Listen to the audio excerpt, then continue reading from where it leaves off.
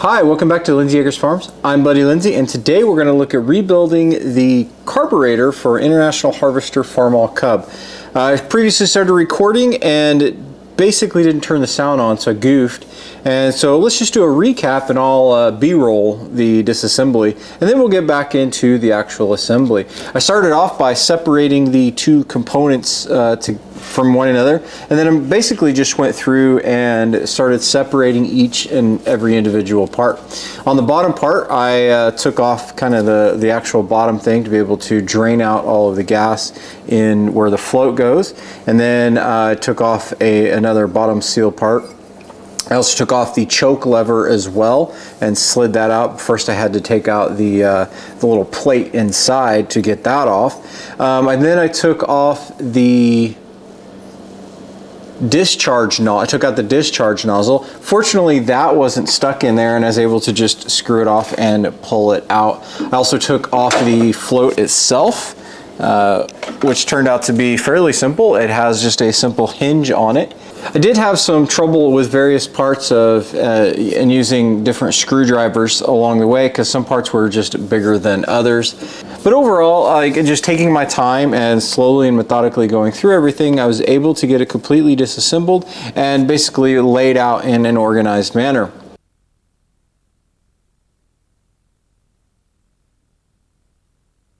Off camera, I went through and compared every component that I had laid out to the side over in this area and figured out what I was going to replace.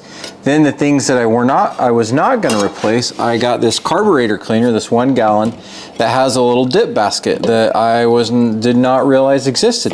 Then I basically took each component, including the body, and shoved it in this dip container, put it in there, and then let it sit for 24 hours. And voila, it actually worked really well. After that, I took the body and I took a couple of the components and I just cleaned it out really well inside with a rag and just got it dry.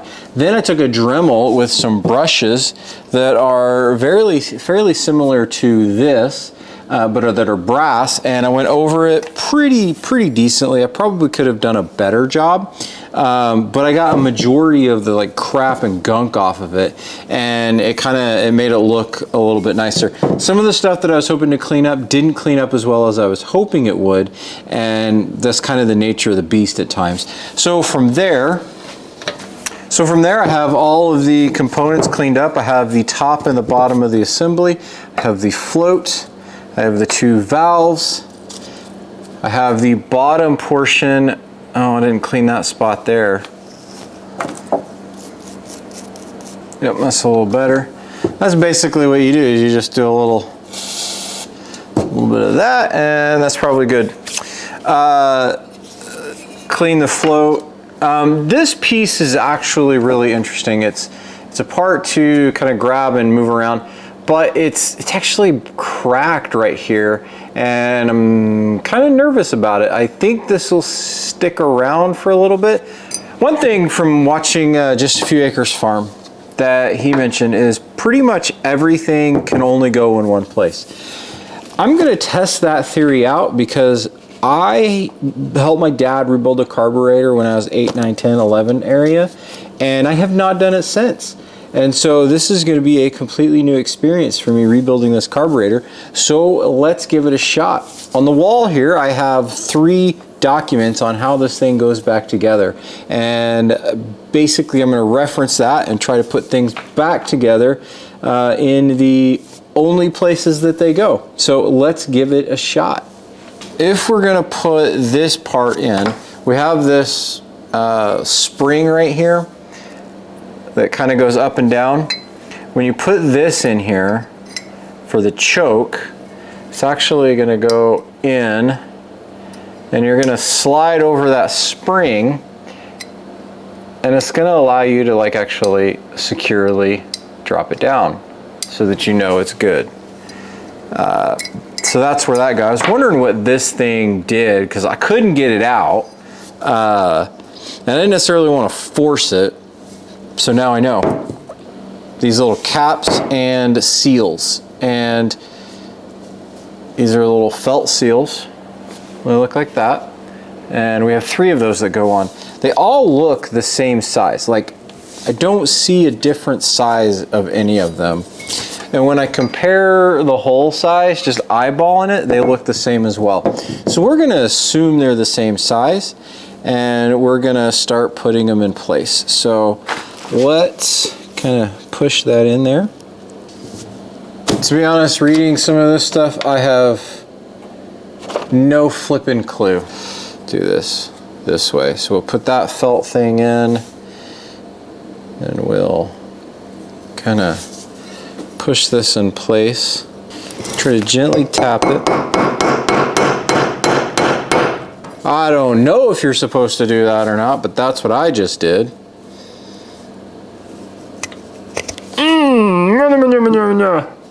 I hurt.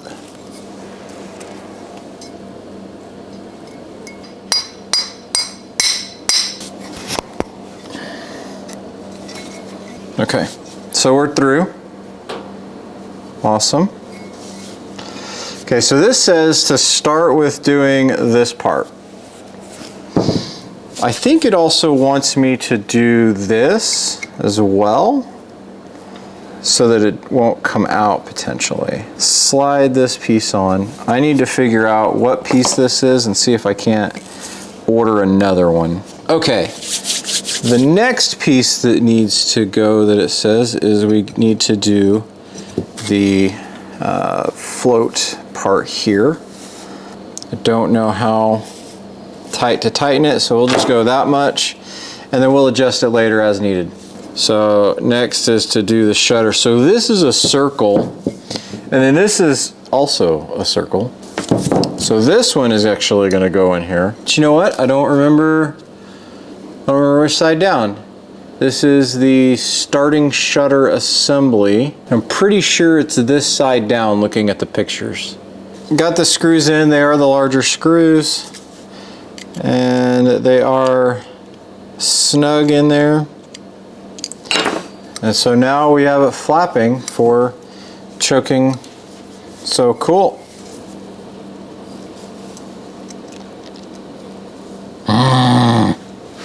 Okay. I don't know what to do for here. I need to research that. So we have this piece slides in here. Now we have the discharge nozzle that goes right in that center there. Okay. I think this is supposed to go in here,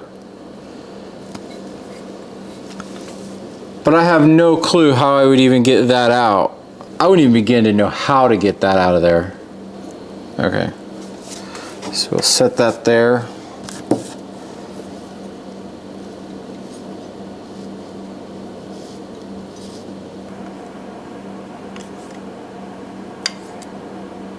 So we got the float needle valve cage gasket in and the float needle valve cage assembly.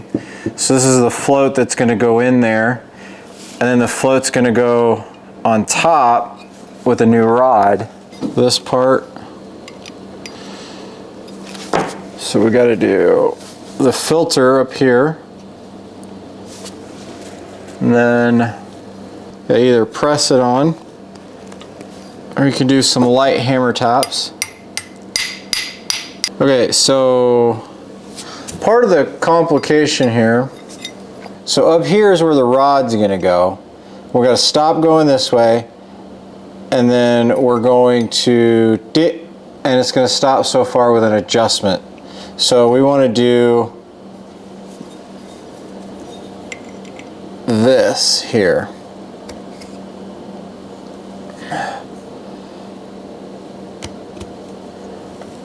There we go. Got it in. And we're gonna boop. Here.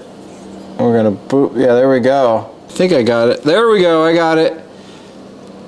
Okay, so there's a 14 degree on the top here. It says 14 degrees. That is pointing out and is on top. I don't know if that matters, but that's what worked for me. Okay, so now we have the little pointy end with the springy end. We're gonna, There we go. We're gonna push that in. So the screw with the thing we'll put here, like I was saying, there we go. I think we're good for the moment. This part here, the concern I have is this part here. I don't know what that needs, and I don't have anything in my rebuild kit that specifically does it, so I'm glad I didn't throw anything away. Several days later. Back with the carburetor, I ordered another kit from I think yesterday's Tractors, and it's a complete kit. It comes with everything basically, and I am so glad that I ordered it because there are a couple pieces that I went ahead and replaced, and it makes more sense on things. So let's talk about some of the stuff I did. I went ahead and replaced this from the old busted one and rusty. It looked like that, so that's good to go. This here was basically this little junky piece, and the fibers that were in there, the felt that was in there was basically disintegrated, and so I had to replace that. That's basically just shove it in there, take a little hammer, boop, boop, boop, you're done. So that was easy. This is the same. So this is, and it's basically the same procedure for this flapper in here for the choke. And the reason I went ahead and changed that is right there, you can see this little knobby thing. And that actually helps with the choke to let it kind of breathe in and out to choke things off more. Whereas with the other one, this one had a hole there, and so it just basically lets air flow through, and so you don't get a good choke on the tractor or on the carburetor.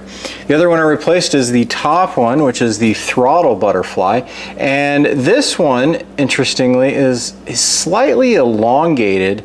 I have no idea why, and so it wouldn't close the throttle top all the way, and now it'll actually close, and the idler, I think this is the idler screw here, actually will touch this knob, whereas it wasn't before. So I think we are good on that as well.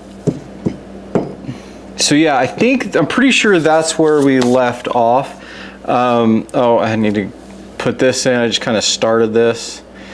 So let's just start it and we'll go for it. Oh, and then the other thing that I bought is I bought a new one of these. This thing was stupid expensive for what it is, but that one was cracking even more as I tightened it. I was just going to live with it, but since there was something to replace it with, I went ahead and decided to replace it. I also put it on upside down. The other thing that we need to do is the idler tube. I was going to ignore it until I realized the idler tube is actually supposed to come out of the top of the carburetor. So let's jump over and take care of that so we can get this new idler tube on. All right, we've kind of run into a problem here. The carburetor top is supposed to have this idle tube sticking up right there. Problem is it broke off. I don't know how, it wasn't me. So we need to drill this out and then re-tap it so we can get the idle tube in there. And then we've got to do it on the bottom, we've got to get it out there. So we're going to take a left-handed thread or left-handed screw bit, drill bit, and a 3/32, and we're going to go down in there, and that should give us cleared out.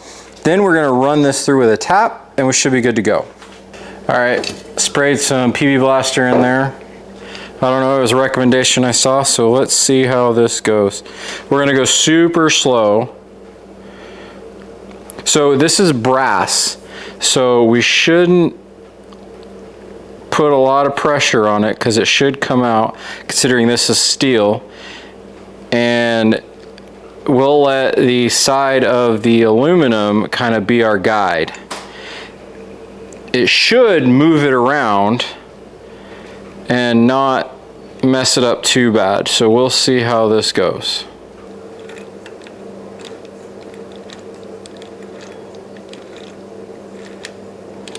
So one of the things you can do is kind of shine a light in there and make sure you have everything out of the hole.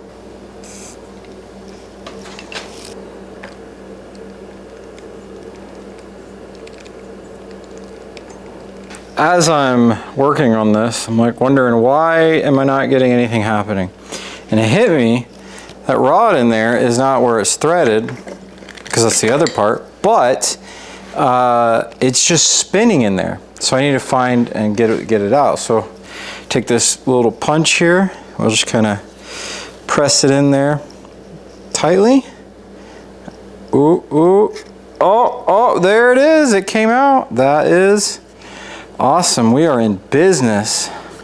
So now I just need to clean this out with some carburetor cleaner and blow it out. Okay, the next step is for the top of the carburetor, we need to redo the thread, retap the threads.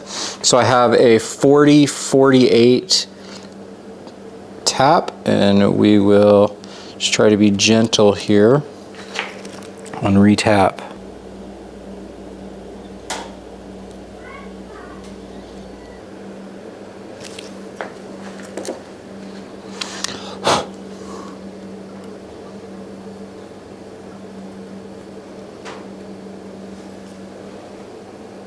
There we go.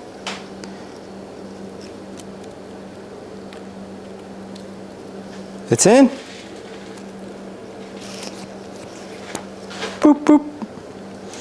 Now we'll pull it out and clean it up and call it good.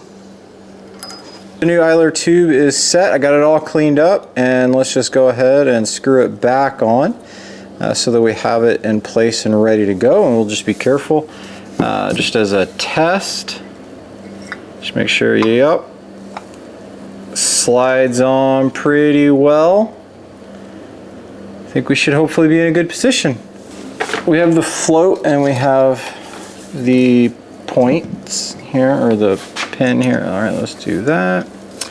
And then we want this.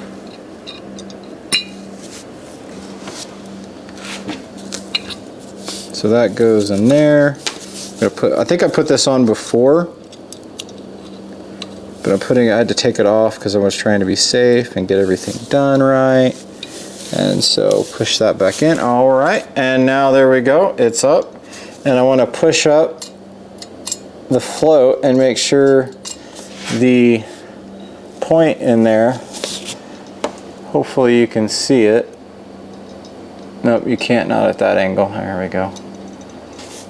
In there, as you push it up and let go, it's going up and coming back down to, so when it goes up, it's going to lock it in. If you get too little fuel in the carb, it's going to open it up. Just like that.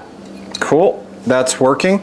The other thing I had is this piece right here was actually down a little further. So actually when I put this on at first, it just fell and just dropped that all the way out. So keep an eye on that as well. Next we have the main metering jet, I think is what it is. This is the idle adjustment screw. And then from what I've read, you screw this all the way in till it stops.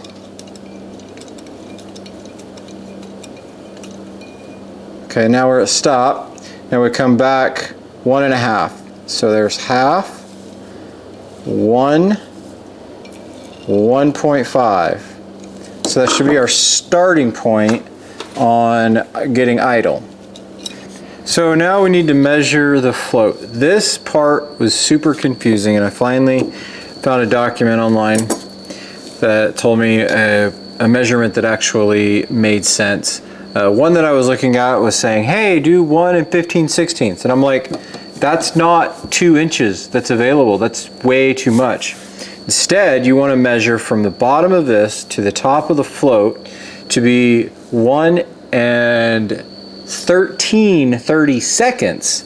And so I have to have a 32nd of an inch on my ruler. So you want to measure that, and you want to take a pair of pliers and bend this section here up or down. Don't mess with this too much because you could break it. The next step is to flip it upside down like that, measure again, and make sure the movement from here to here is 3/16 of an inch. If you get those 2 measurements right, you're good to go. So let's do that, but I'm actually going to stop, and I'm not going to show you me doing it because it's probably going to take me doing it a bunch, and there's no point in you watching me do it over and over and over. But that's basically what you do. You measure, 1 in 13/32.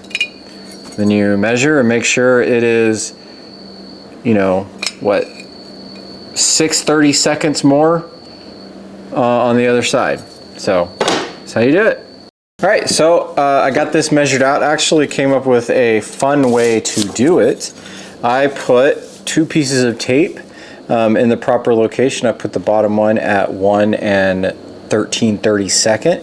Then I counted up 6 to get 3/16 or 6/32. And then I basically just measured, hey, oh look, that's where it's supposed to be. Then I flipped it over and again just compared it to the tape, and there we go. It is measured. You're not trying to fiddle with it.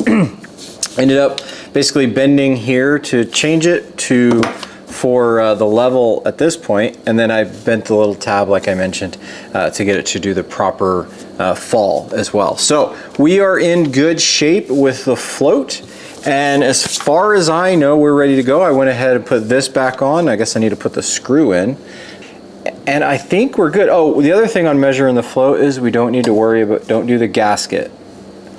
That's one thing that I read. So now we'll put this on, and then we will not do it backwards. So we have the gasket on. Actually, I wonder if it would be better to put the gasket on this way, since we got to wrap it around so much stuff. Oh crap, there we go. So we gotta be sure to put it in where the idler tube is. We got to make sure the holes are good. Then we're gonna come in here, gotta do it over the idler tube.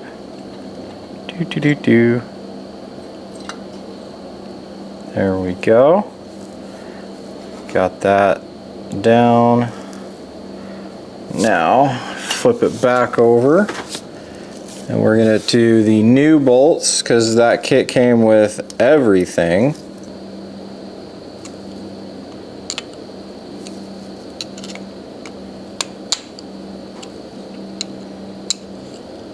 All right, boop, boop.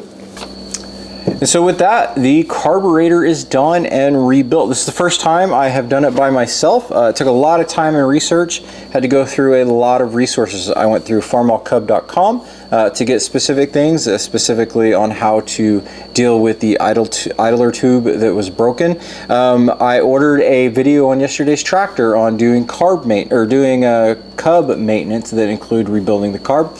That gave me some information. That actually told me that the idler tube is supposed to stick out of the top of the top portion of the carb and not in the bottom portion of it. Then Jindal, or whatever the lady's name is, that did some videos with Steiner Tractor for the Farmall Cub. That gave me other things about doing the carburetor that really helped. So combining all of that information in, I was able to successfully rebuild it. I do want to mention a few things.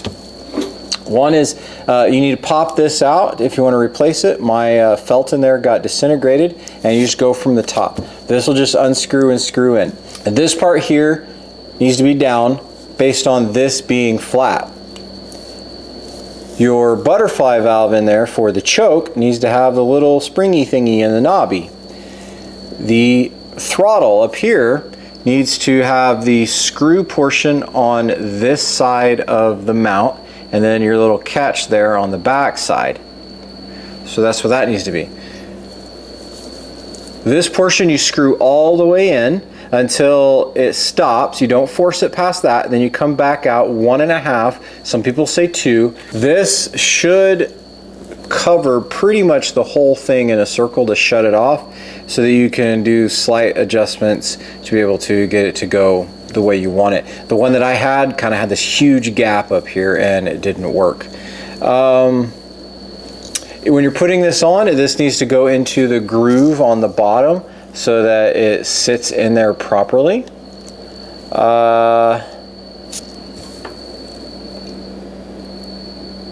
Yeah, and then you have the felt dust things in here and the caps. You can just hammer those in. It goes pretty well. And then also the little knobby in there for that butterfly needs to be pointing out, because what it's going to do is it's going to suck and it's gonna depress that spring to allow just a little bit of air in whenever it needs to do its thing. So those are the main things for setting this up. And then the screen goes in there. When I saw that in the kit, I was a little bit confused. But yeah, so those are all the main things on rebuilding the carburetor. I just wanted to reiterate so that in case you need to do this, you have a little better understanding of what needs to go. This turned out to be easier than I thought it would be, but I was super nervous and I had to do a lot of research to make sure that I got everything covered. Hopefully I covered everything well in this video. Now that we have this done, let's go see about getting it on the Cub.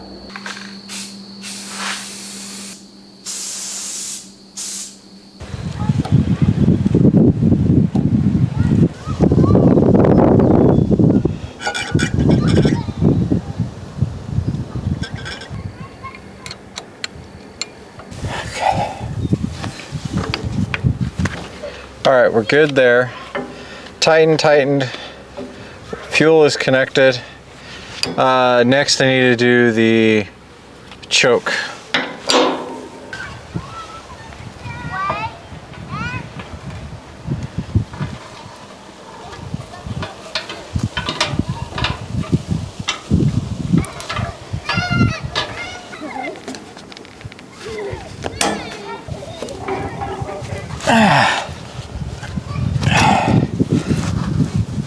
Okay.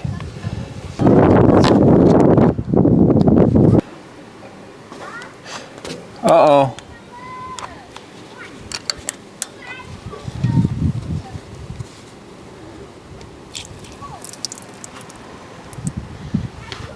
Well, broke that.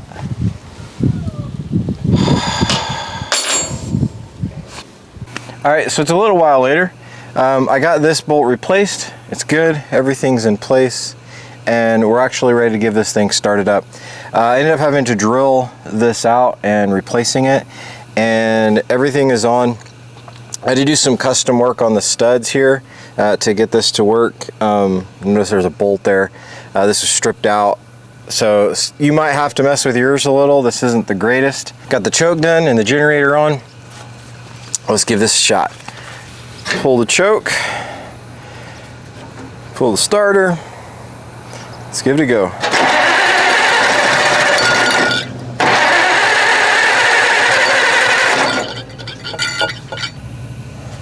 Look at that.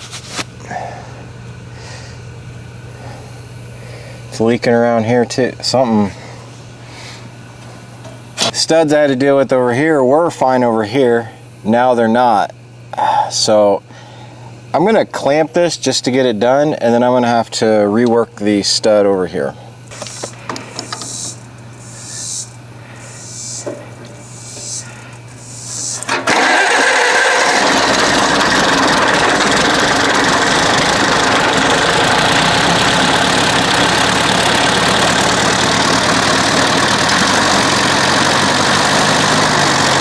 See, it's running.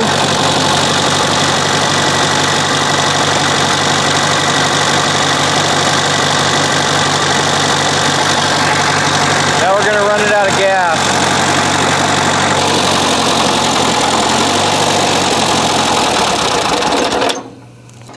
All right, we ran it out of gas, but as you can see, it does run. Got to fix that stud there because that's awesome. So on that note, obviously, tractor's running. I'll throw some B-roll up right now of it actually driving around a little bit. And with that, I want to thank you for watching. That's the carburetor, getting it up and running. I'm going to work on the stud on the side and get that going so I can drive this thing. See you all next time.